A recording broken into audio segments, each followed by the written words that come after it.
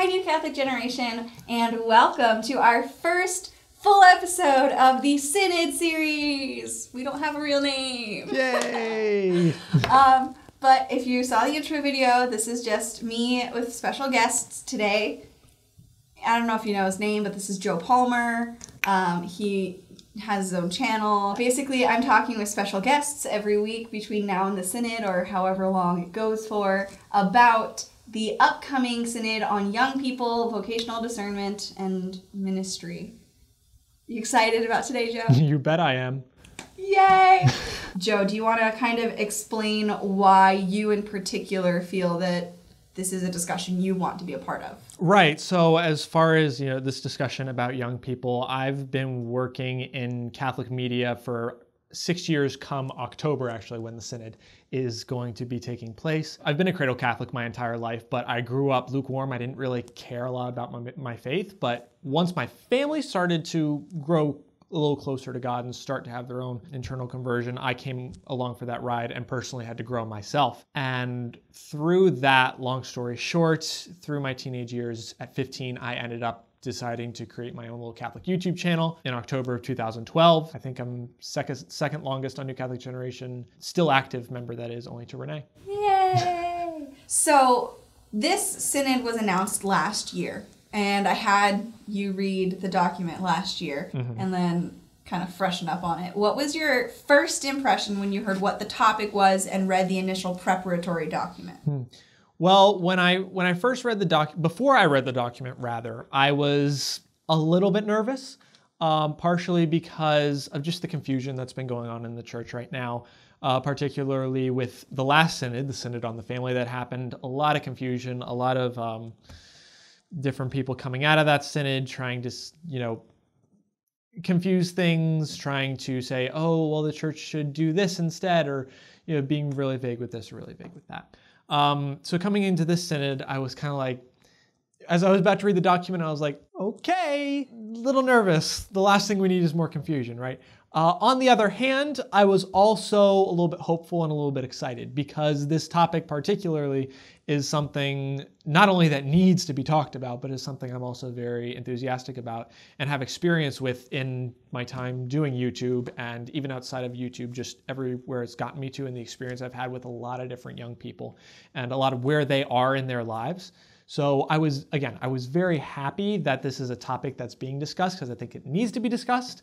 I just hope that the right things are discussed and less confusion is brought to the church. Awesome. Speaking of confusion, there was, after the preparatory document, about 300 young people from around the world of various faiths came to Rome and discussed the Synod. Yes, they did. And came out with a document, the pre-Synod document. What was your kind of reaction to that? Oh, well, you know how I said I was nervous before when I read the original document? That didn't help when I was reading this pre-Synod meeting document of the 300 youth in Rome.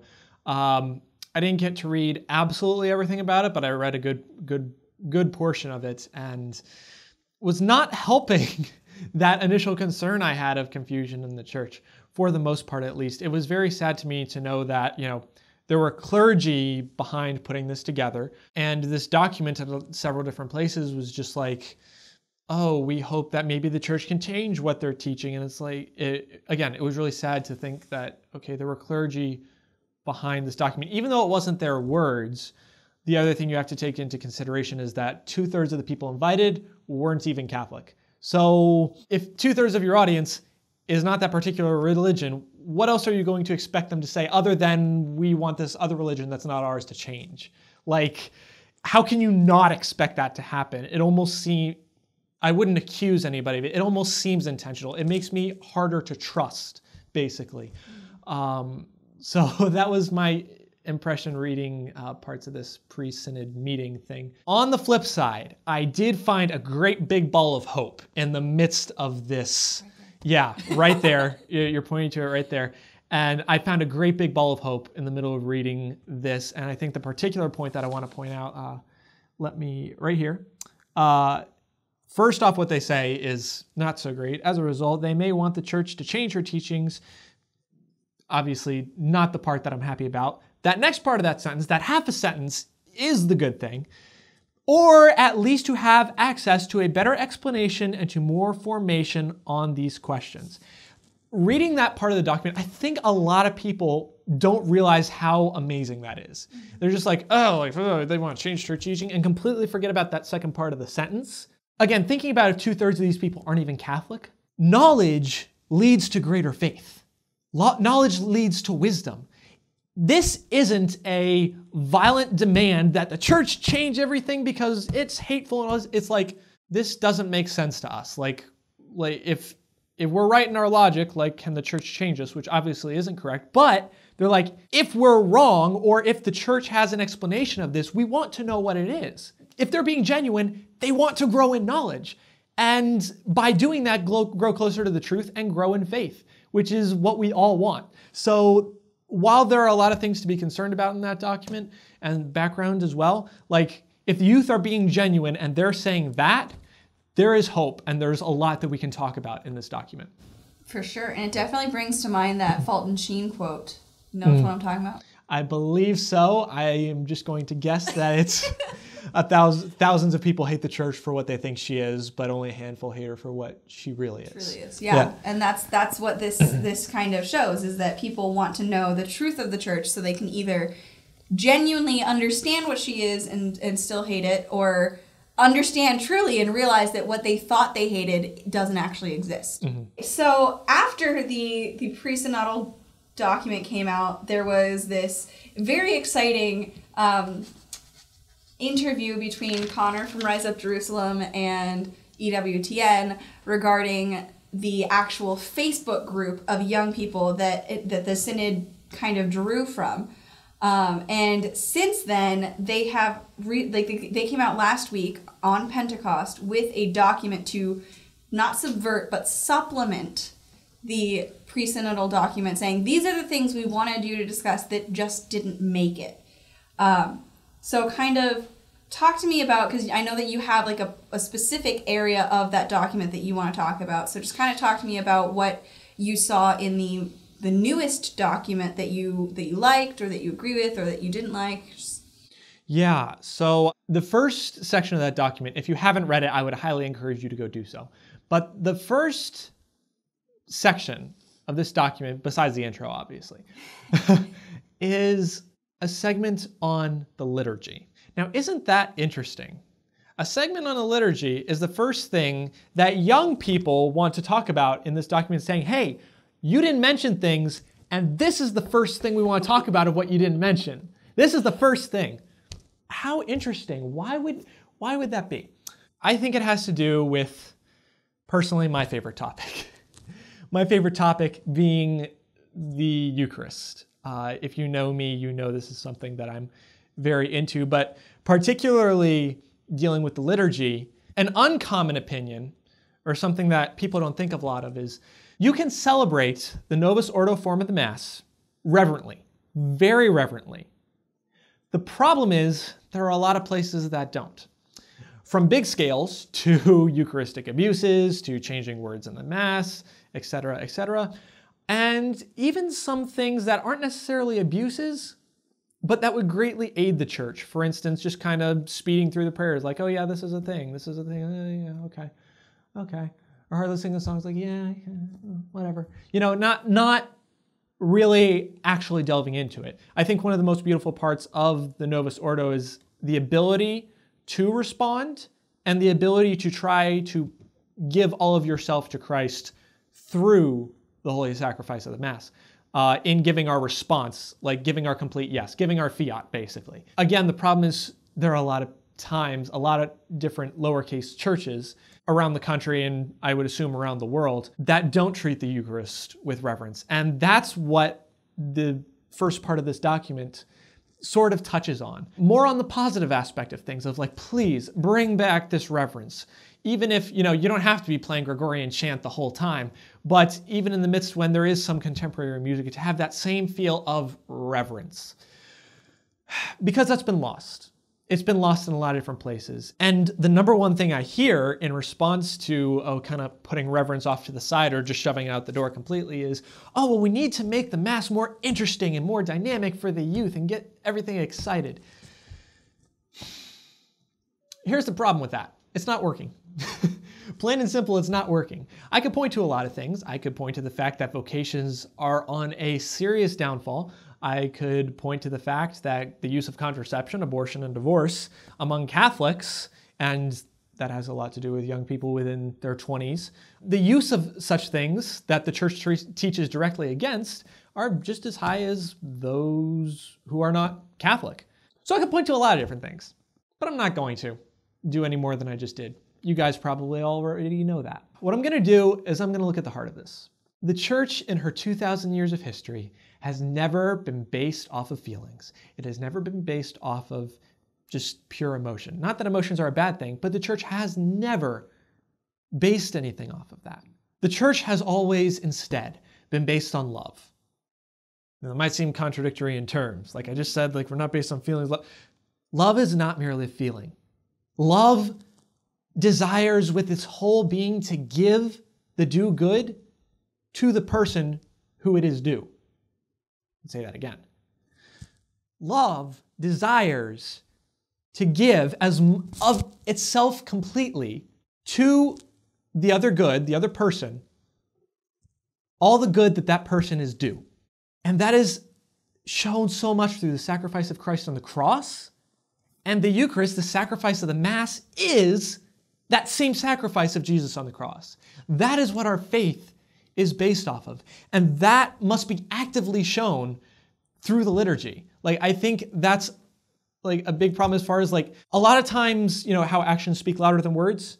If we actively show reverence in the Mass, that will, I guarantee, will. I was just having a conversation about this the other day, but it will show people how beautiful our faith is. And this can be done in a number of different ways. For one, stop the abuses, stop the clown masses. But even in other little ways, there are ways that we can help. For instance, I would always recommend that you receive Holy Communion on the tongue instead of on the hand. I'm not going to say it's sinful because the Church has allowed for receiving communion in the hand, but receiving on the tongue and kneeling, if you can, shows a greater reverence. It through actions, shows people who don't exactly understand if they go into the Mass, that's different. Just because something is different, it doesn't mean it's bad. It's different. They're receiving on the tongue because we are not worthy to even touch the body of our Lord. And to have Christ himself feeding us with himself through his priest. Again, those are other little things that we can do, I think, to help show reverence in the Mass. The reason I think this is key is something I mentioned on the second Renee Live video that we made. And the topic of the Met Gala came up. And that was actually, I had just finished finals, so it was my first time being back, so I came in the middle of the live stream. But at a certain point, they were talking about it, and Renee's like, Joseph, what do you think about it? Okay, I came up. But it had been something I've been thinking about a lot is, a lot of people are up in arms about the Met Gala. And for some of it, reasonably so, as in, a lot of that stuff, or at least some of that stuff, was definitely irreverent and disrespectful. But if all we were doing with the Met Gala is saying, oh, how dare you disrespect Catholic art, but we as a church can't even respect the very core of our faith in the Holy Eucharist, and we just treat it as, just another piece of bread. Yeah, whatever. Oh, but I care more about the people I'm around, but oh yeah, Eucharist, yeah, whatever.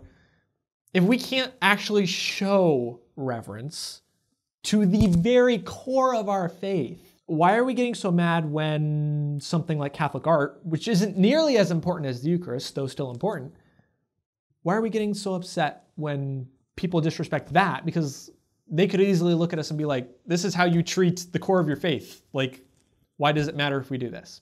So a lot of times we have to look in on ourselves and just try to show extra reverence. Not because we're holier than thou and so special or whatever, but because no, I'm sinful. And I realize how great that thing in front of me is. I realized that literally Christ humbled himself so much that he wanted to come into me because he never wanted to be parted from me out of perfect love. I don't deserve it, but I recognize it's there. And my entire being is going to recognize that it's there. That, I think, for those reasons, we need reverence in the church. We need to emphasize that, I even think, in more churches around the world. Okay, so you were talking just now about how we need more reverence in the church, like all around, and you say like all the different areas of the church. There have been recent, not necessarily scandals, but like stories breaking about the Eucharist and how we need to approach it within like the church in Germany. They're talking about allowing Protestant spouses of Catholic members to be allowed to receive the Eucharist. And I just kind of wanted to get your impression of that and like any more recent updates that you've heard since then. Well, I'm going to start off with a little example. I'm going to try to keep this a little bit short. And again, with all respect to the office of the bishops or cardinals who are promoting this, as sad as it is that they would be promoting something that is clearly against church teaching, still all the respect due to their office. But I want to start with this example. Let's say there's a married couple, and after a little while in marriage, the wife says, you know what? You're pretty great, but I think I want to be more inclusive in my sex life and, be able to, do more, not just have, just you, like be more inclusive, to show others charity more. What would you say of that? I mean, I don't know. I think that that's pretty terrible. Like, actually pretty terrible. Goes against everything we know marriage to be, right? Completely giving of oneself to another.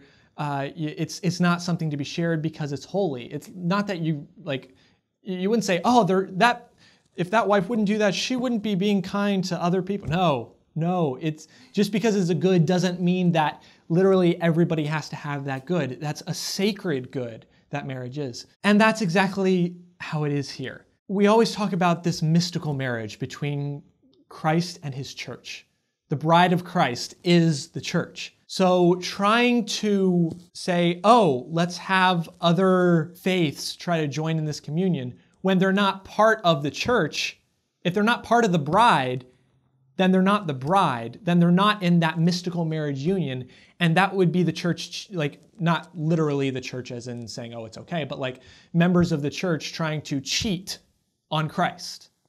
That's the seriousness at that level, also why Catholics are not allowed to partake in the communion of other Protestant churches, even though that's not actually, obviously it's not actually the body and blood of Christ if there's no apostolic succession and whatnot. But that's another reason why not only they're not allowed to participate in communion with Catholics, but we're not allowed to participate in communion of other Protestant churches because it's again betraying that mystical marriage. Now, I know that some people watching may be like, that is so unmerciful, and shouldn't we use this to bring other people into the church? It's so unmerciful.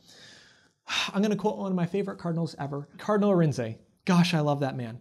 But he said something that I thought was very interesting. He said, quote, "We cannot be more merciful than Christ." And if I were to add to that, Christ himself, when we're talking about at least divorced and remarried Catholics, if we're talking about that topic, Christ had very specific teachings when he was on earth about, how if you divorce your wife, we're talking, not without an annulment. If you divorce your wife but then go and sleep with another person, you've committed adultery, so on and so forth. But if we can't be more merciful than Christ, then literally his teaching is the most merciful one that there is. Thus, if we're trying to do the opposite and say, it's not a mortal sin, like Christ said in the Gospels, you can come and receive Holy Communion in this state. If we're doing the opposite of Christ, and we can't be more merciful than him, then we're doing the exact opposite of mercy. Don't mess with the church teachings because Jesus was perfect. Jesus is perfect, and when he gives us something, we don't need to mess it up. Yeah. We really don't need to mess it up because we're good at messing things up. We are the human race. Okay, so this ties in really well with the overarching theme that you wanted your entire speech today, because you got like a whole speech going. You wanted it all to be about specifically clarity within the church. So can you just kind of explain like why is it important, especially when it comes to the Eucharist, but in liturgy in all aspects of the church? Why is clarity so important? Well, again, I'm going to point to what the Catechism of the Catholic Church says in 1324, quote, "The Eucharist is the source and summit of the Christian life." And then it continues, "For in the Eucharist is contained the whole spiritual good of the church, namely Christ himself." Now, this is a well-known teaching of the church. In the midst of this, in our day, it's well quoted among Catholic speakers, I've heard it a billion times, that 70% of Catholics don't even believe in the real presence of Jesus in the Eucharist. Whether that's because they haven't been taught or just refuse to believe, I don't know. But roughly 70% of Catholics don't believe that the Eucharist is literally the body and blood of our Lord. And that is the core part of our faith. It is where all the sacraments come together and what they are all for the Eucharist, for Christ, to lead us closer to him. And 70% of Catholics, young and old, don't believe that Jesus is actually there. They don't believe the core elements of our faith. That's a problem.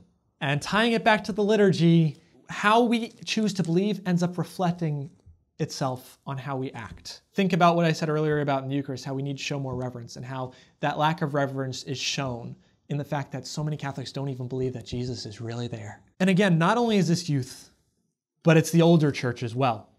The worst part about that is those who are older that don't believe will then teach in some way, shape, or form the upcoming youth that same thing, and the problem is just going to keep getting worse. So literally, according to church teaching, if this is the summit of our faith and so many Catholics don't even believe in it, if we can't get that core down, we're toast. So literally the only option that the loving church, the loving Catholic Church has is to say, here's a clear teaching of what the Eucharist is and why it's so important and why it's so beautiful and why it's so needed and why it's so true and beautiful. Awesome. I think there's a lot of passion going on here. People think the church is not engaging. But yeah, I mean, if you think about it, like the Eucharist is a reflection of the passion of our Lord. Like, if there's no such thing as more engaging than passion, right? Yeah.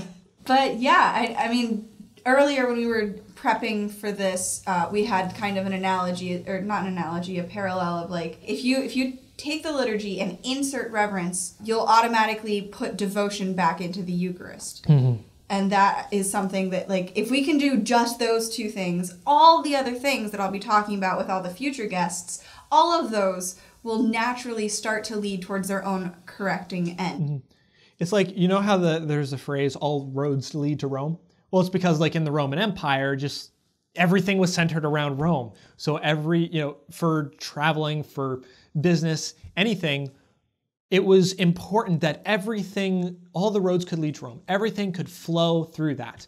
But roads themselves, the creation of them in the Roman Empire, made travel so much faster and made the Roman Empire, made transporting armies to different places, made it so much quicker than having to get your horses through all the dirt or up and down everything. No, it made things smoother so that there was a chance for everything else to follow through it. That's like what the Eucharist is. The Eucharist is that essential road for the faith to go down, to flow into the heart of it, of the Eucharist being Christ, like Rome in this, in this analogy. The Eucharist leads, the liturgy could be the road, and the Rome is the Eucharist. And reverence in that liturgy will lead us to Christ, through Christ, and then out again to the rest of the world. And it's what's going to be talked about in the rest of these series that we're trying to transport through those roads. Yes, which is why I was really excited that you wanted to go first, because I know you love talking about the Eucharist, and everything in our faith is centered around the Eucharist, so that's the best place to start when we talk about the faith. So if let's say, in October, by some miracle, you were allowed to have 30 seconds to directly address the bishops that are going to be at that synod, and you were the representative of young people, of young devoted Catholics around the world who want more from the church and want to give more to the church. What is one thing that you would say to them if you had the chance? The first thing I would want to say is to any of the shepherds who would be listening, young people are hurting. They're really hurting. And I've seen this on a lot of scales in nearly 6 years of youth ministry. And kind of going back to the topic of love that we brought up earlier, so many youth are not being loved. Love in its true definition. We, as the Catholic youth, are not being given what is truly due good to the good that is within us. And what we need is we do need help. We recognize we need help. We're not perfect. And we need the church. We need the church sometimes more than we know. And most of all, we need that ultimate sign of love, being the sacrifice of the cross, which is the same, which the Eucharist in the liturgy being that same sacrifice.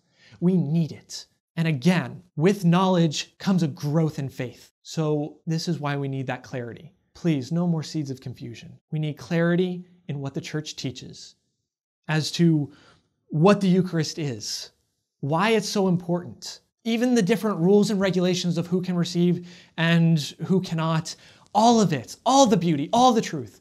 We need all of it. We need that core to be able to grow and be loved in the midst of a world that hates. As Christ said, if you are of me, you are not of the world. Be in the world, but not of the world. The world hates that which is of Christ, as Christ himself said. Lastly, regarding this element of the Eucharist particularly, if I was to say one thing to the shepherds, it would be, shepherds of the church, I beg you, please help us to live the core of our faith. Awesome. Thank you so much to Joe, our lovely guest. Stay tuned next week for the next guest, which will be a surprise for you guys, because it'll be a surprise for me. I am Apple Cider, production manager of New Catholic Generation, and thank you for watching. God bless. Bye. Bye, guys.